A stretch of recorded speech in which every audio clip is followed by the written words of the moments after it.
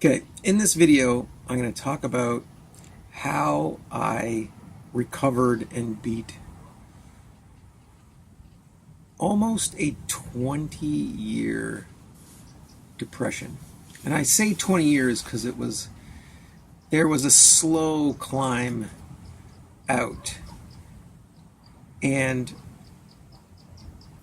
this video is for people who find themselves depressed, unmotivated, unfocused, distracted, and just kind of thinking, what's the point of life in general? And what I'm here to tell you is that it doesn't have to be a 20-year depression. You can start to turn that around immediately. And there's a few key things that I'm going to talk about that really, really changed the course of my life and really ramped up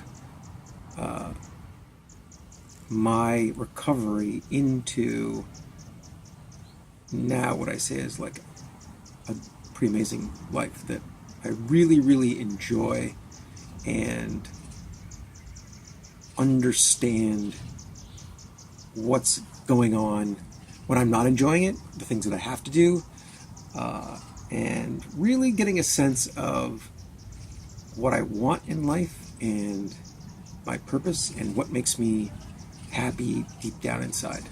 And so that's what I want to impart to people so that you don't have to go through it. Because there's some key elements that work to unravel the fall into the pit of despair and misery and meaninglessness that seems to be a modern plague for a lot of people. Ready? Okay. How it all started. And if you've watched my other videos that talked about my disillusionment with the business world, that's kind of where it started. I'll do the quick summary. I had a dream when I was a kid that I wanted to run. I was inspired by Nike. I wanted to have like a clothing company and a shoe company and design all this cool stuff because I liked designing and I loved making clothing and wearing cool shoes and that sort of thing. So, and then I worked my ass off from like being super poor to having a company like that in Canada.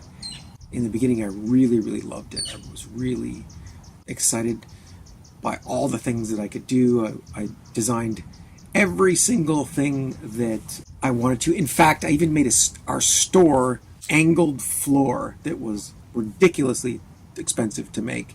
And this whole funnel thing that I did in the store, because I was like, I feel like doing this. This would be a really cool store. It'd be very, very different from anything that's out there. And it was. And it was very expensive. And everything from, having a billboard with my brand on it to having an ad in theaters where I went and sat in the theater. I got to see the advertisement for my company and before the movie that I watched. The tiniest little things like that. Lots of those thrills. But then it really came to a point where the business just wasn't giving me those thrills, that excitement anymore. And for a whole bunch of reasons that the other video covers.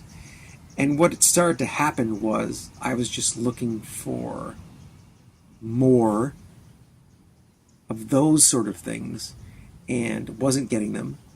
And the negative components of the business started to really, really add up. And so I started to really, really dislike the business. And I was married and I had a kid on the way.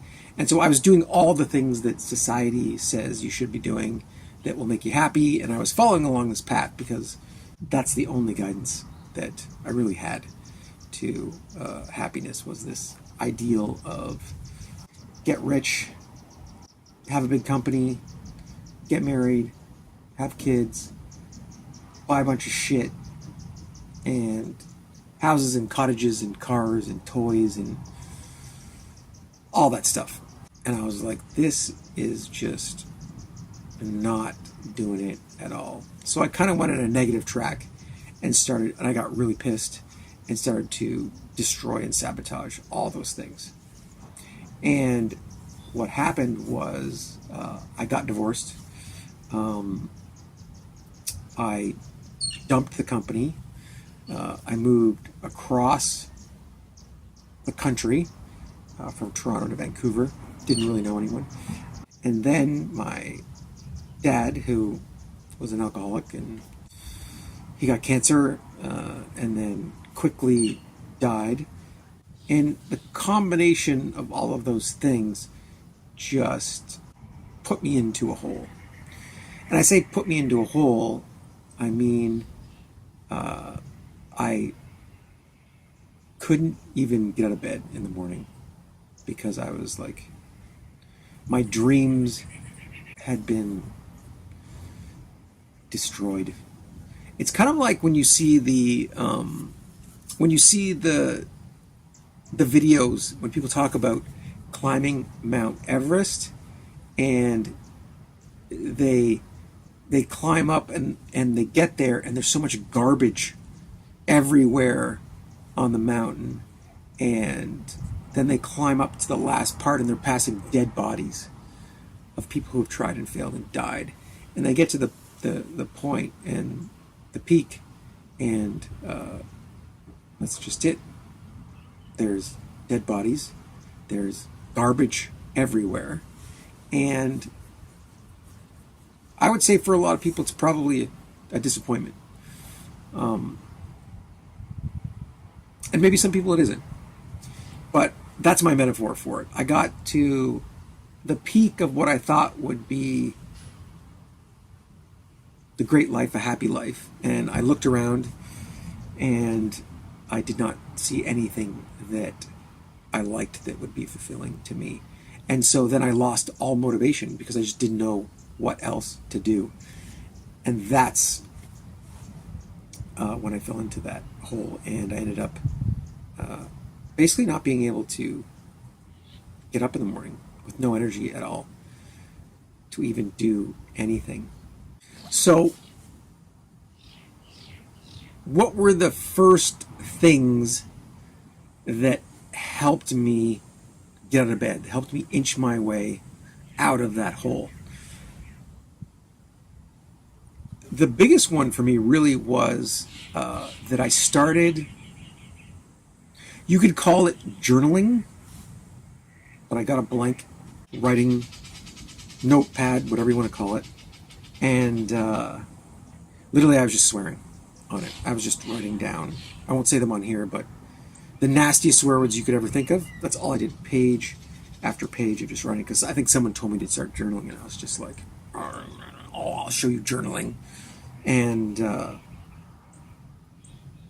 but what started to happen was I started to get that out in some way, shape, or form while I was still lying in bed. And then part of my brain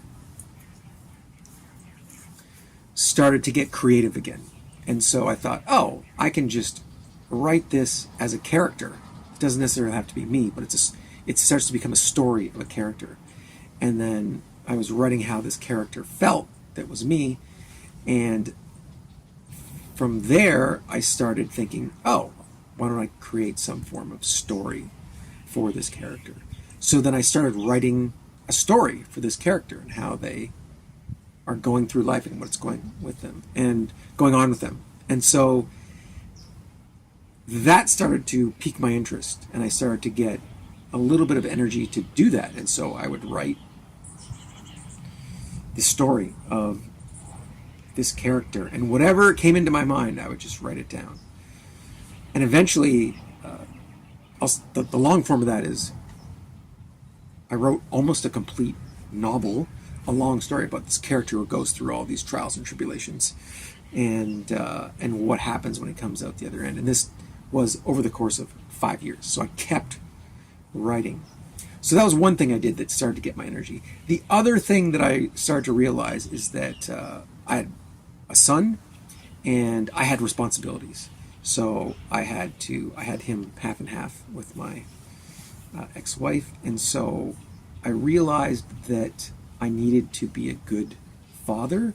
So that sense of responsibility forced me to get up and forced me to do certain things and be a good dad. And I remembered my dad and the good things that he did for me, and then the not so good things, and I was like, how do I impart these to my son? So the second thing was that sense of responsibility that helped me get up. And it made me think of him and the fact that regardless of what I was going through, I didn't want to impart all of this negative, emotional, depressing feelings onto my son, and that I had a responsibility to be a good dad and to raise him properly and to really be a good example, the good example that my dad wasn't necessarily for me. There were certain things he did that were good examples, and I learned a lot from his mistakes and weaknesses, so that's great, but I didn't want to repeat that. And so that was the second thing that got me up and moving and slightly motivated. But I still was not interested and motivated in life at all for years. Before I go into talking about what were the other really good things that helped me climb out of the hole of depression, I want to talk about the things that don't work. And so one of them is trying to find a relationship.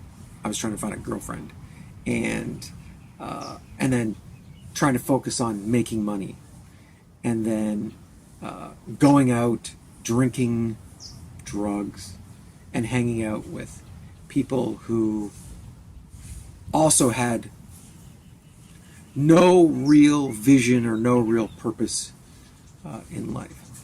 All of those things, a bad idea. And I'll say the relationship part is that you generally find someone at the level that you are at.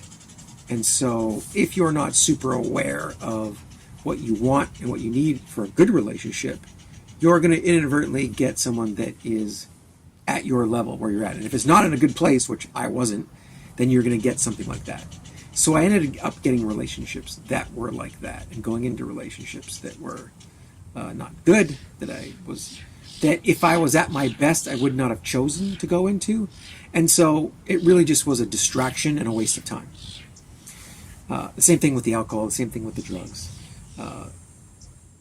The same thing with starting to do work in the same industry that I was in just to make money. And of course I needed to make some money, so that was part of it. But there was no other deeper motivation. It was just money, and it was shallow, and it felt like that, and it was unmotivating. So these things did not help. What did help? Program that I went into, and it was called Conscious Relationship Training.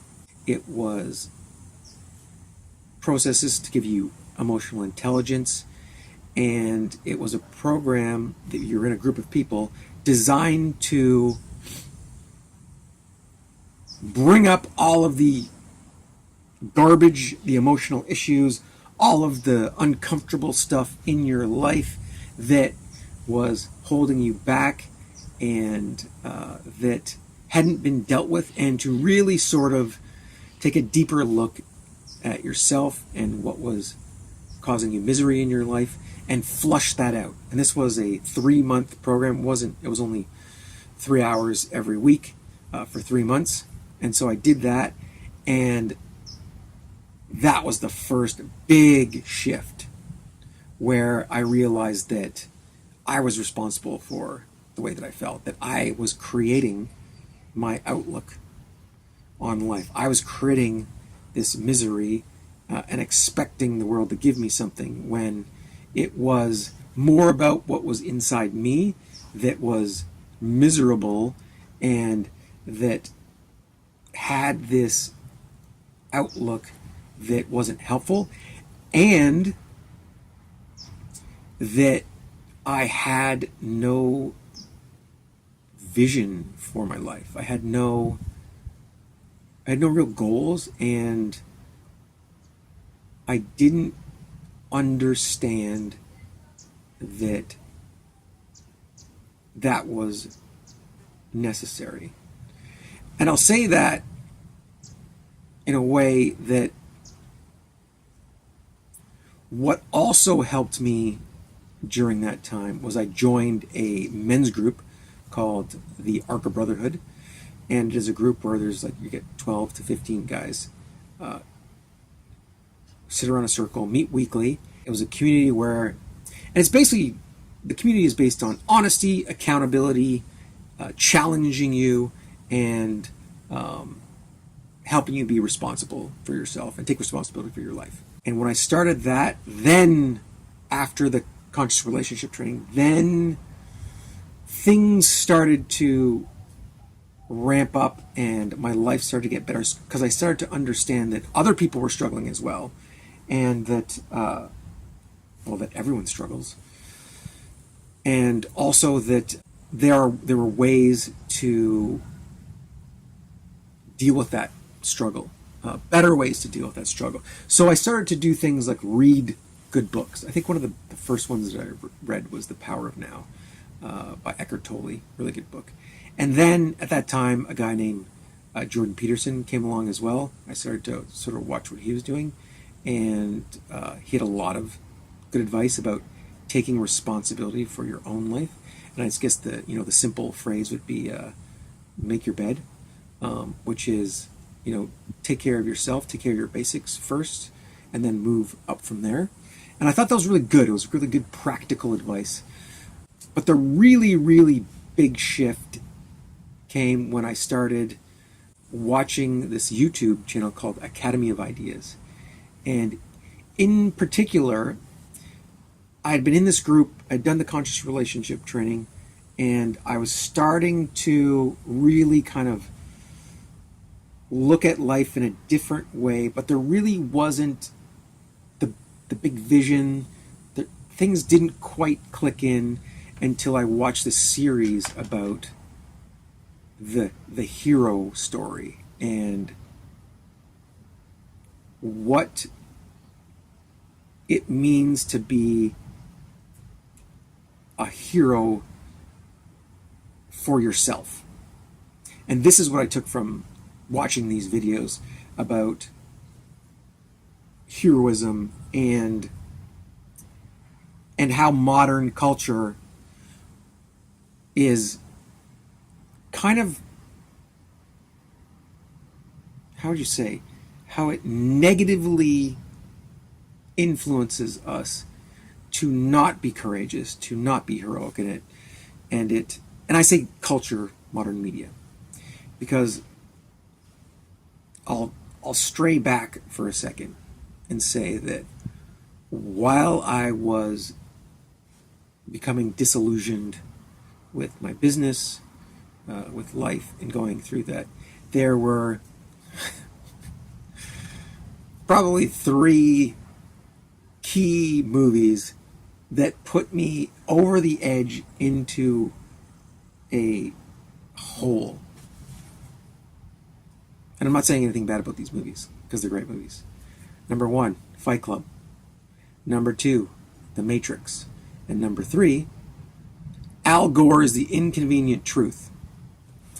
And I'll say with Fight Club was a movie that exposed us as the IKEA buying shit of the earth, that you're not a special flower. We don't have any wars. We don't have any great epics to overcome. Our fathers weren't there, and we're like a nothing generation. So you might as well destroy yourself. You might as well throw it all away, and because it's worthless. And that was the message that I got from Fight Club. The Matrix was the first time I had looked at, or the first time that I had heard or thought about the idea that humans were a virus on the planet and that we were destroying it. And Mr. Smith talks about that. And so that came into my thinking as well. And so also demotivated me, also made me think of humans as a virus and very, very negative. And then there was Al Gore's The Inconvenient Truth, which basically suggested that we were all going to die and that everything was over because we were destroying the planet. And there was nothing we could do about it. The giant spike graph that he showed basically suggested that we were goners. And so that, along with the culture that I was involved in, the drugs, the alcohol, this disillusioned kind of culture that was fed by all the media and stuff that I was being exposed to, really, really helped put me in that hole as well and helped me stay in that hole. And so when I started then filling my head with good information, this Academy of Ideas website, and started reading these books about psychology and the way that humans think and culture and how it affects us, I started to realize that in a lot of ways I had no good guidance. I was focused on something that wouldn't bring me the happiness that I wanted, and the information that was coming in to my brain through various media was actually hurting me and was pushing me towards convenience, comfort, ease. Don't stand out, don't be courageous, don't rock the boat, you're all gonna die, there's no point, humans are shit, you name it. I realized that I was allowing this information to come into my being, and all of these things put together were creating my misery. And so that's when I decided to rewrite my own program so that I would take full responsibility and I would be able to create a program that would create a healthier perspective, a healthier outlook on life, and that would allow me to find happiness, find joy, find deep meaning, find all the great things in life. Because I was like, I am sick of this misery and this garbage, and I want out. And so that's when I started reading more books on psychology, more of the books written by Carl Jung, Friedrich Nietzsche, Heidegger, Carl Rogers, Ernest Becker, Otto Rank, Erich Fromm, all of these great minds of psychology, but also of out-of-the-box psychology, all looking for the greatest wisdoms on how to live the fullest life and feel it at a deep level and really get the most out of it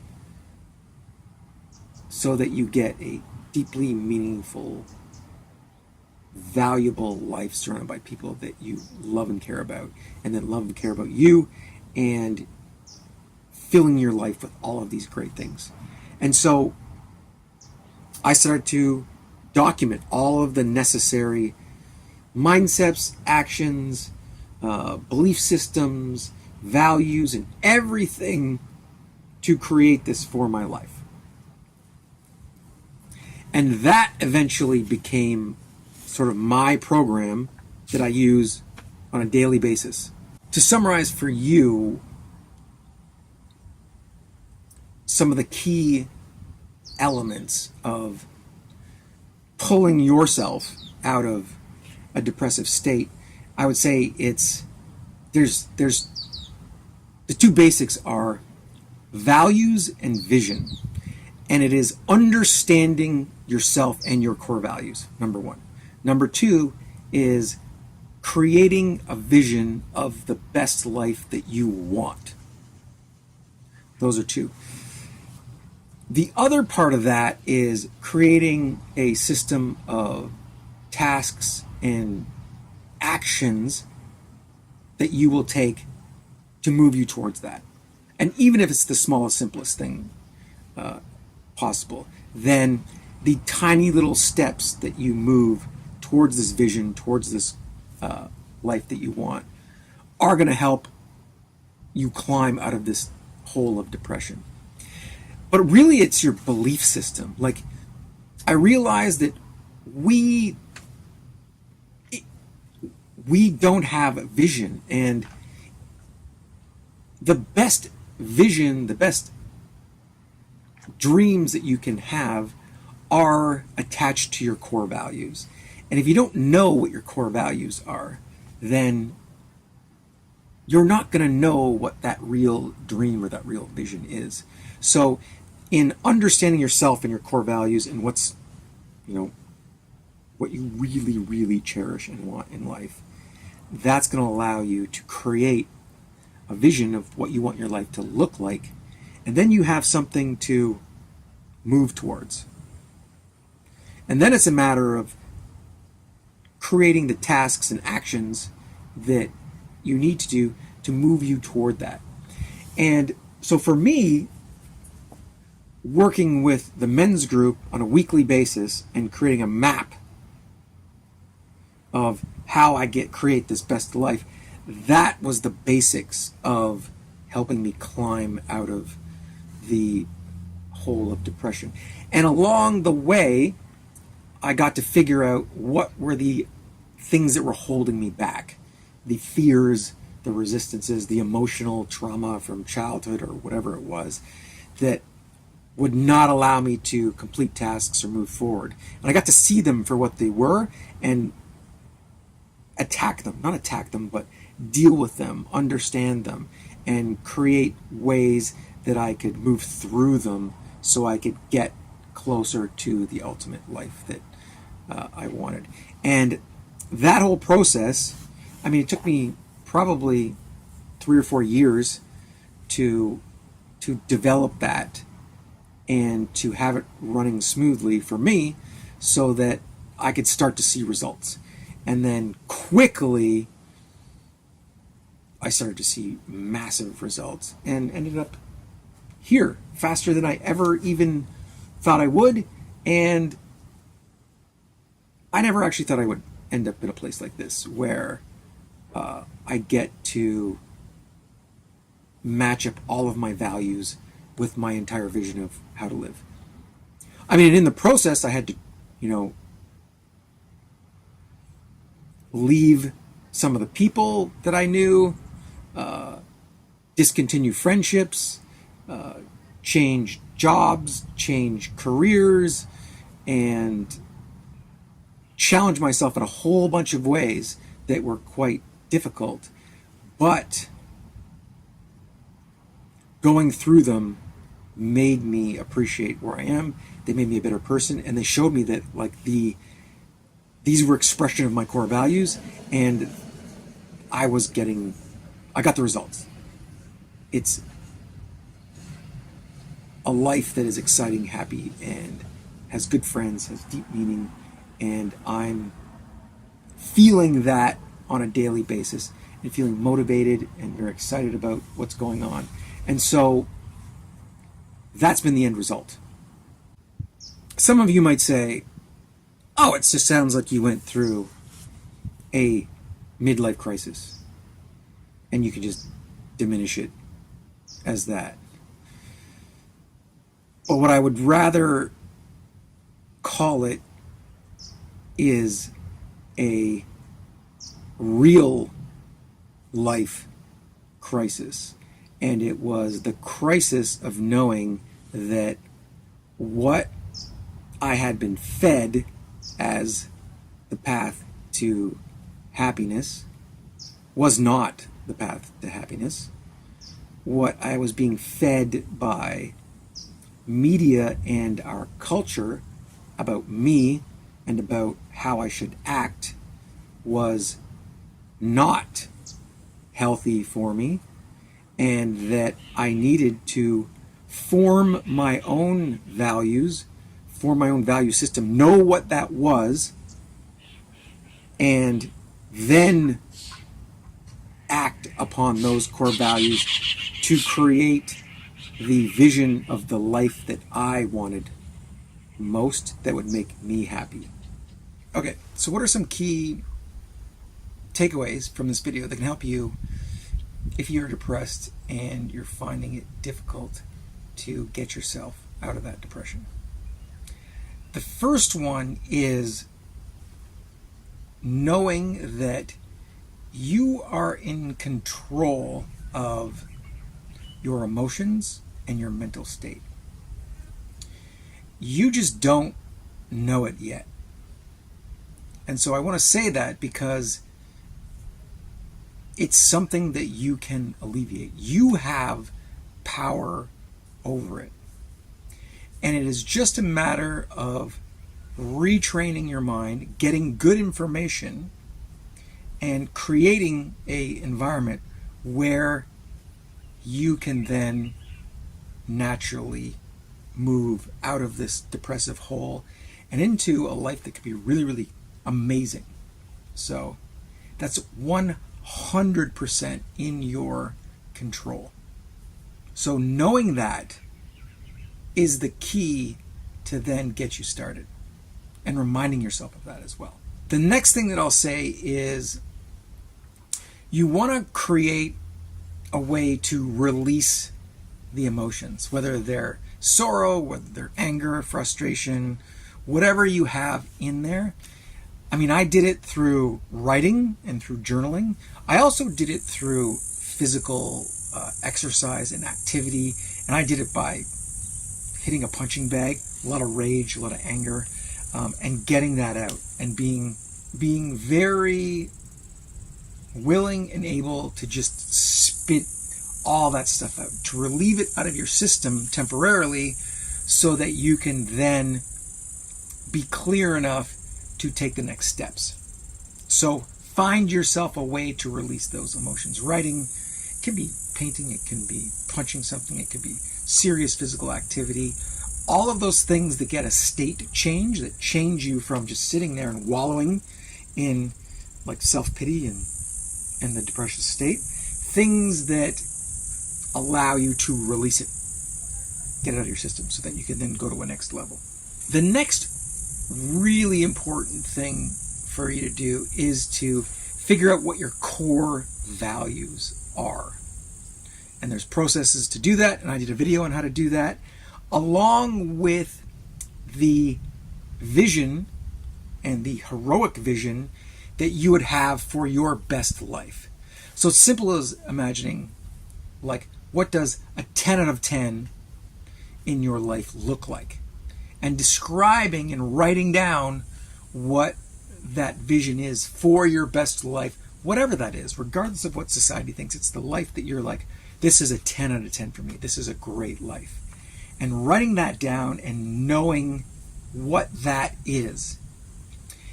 And knowing what that is going to allow you to see your potential to get there. The next key thing is having a good community around you.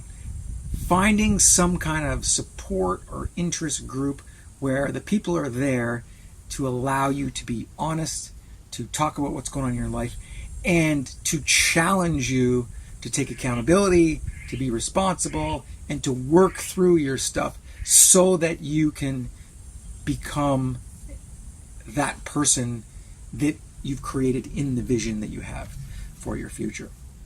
You want to create this environment and this community that supports your best life. And so finding people like that, and actually like not associating with people that are not like that. And so moving yourself into an environment and a group and a community that is good and healthy for you and that challenges you. That's the key thing.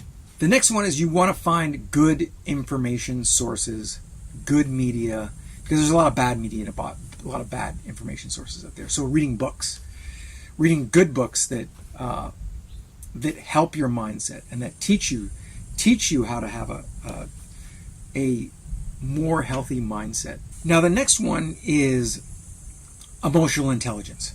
And that means understanding your own emotions, what things upset you, what things make you feel really, really good, and being able to dig into, especially the negative emotions, to dig into them and see what the source of those negative emotions come from.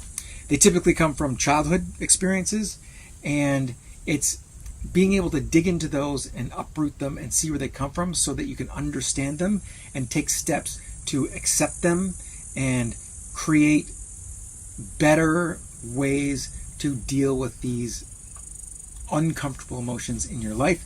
That can be therapy. There's things like somatic therapy. There's parts therapy. There's a lot of different new styles that can help you become more emotionally intelligent. That's key. And the last one is help others. Go and take your attention off yourself and help others, whether it's your family, whether it's people in the community, whether it's friends. The more that you're not just self-absorbed and wallowing in your own stuff, the more that you're out there and you're actually helping others, the more you will start to see that there are a lot of people that are suffering. There are a lot of people that go through really tough times in their lives. Everyone has problems. Everyone has emotional issues. And if you're out there in the world helping and seeing what you can do to help them be better in the world, you're going to start to realize that we're all the same. We all have issues. We're all working through them. And you're just part of this big human experience that's about trying to overcome those emotional troubles and have the best life, make great connections, give love, be loved, challenge yourself, find your own personal version of what success means, and build a life that you will love and cherish. And that is ultimately only your responsibility. No one else is responsible for you having a great life or a good life or any part of the benefits of life except you. And once you own that and are responsible for it, then you're able to say, this is my thing that I want to work on.